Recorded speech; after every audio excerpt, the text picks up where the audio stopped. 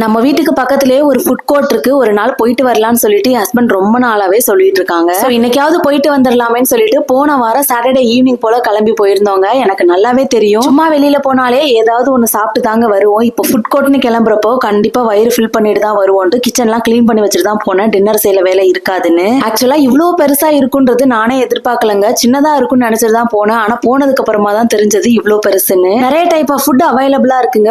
ஒரு ஸ்டேட்டுக்கும் தனியா ஒரு ஷாப் வச்சிருந்தாங்க.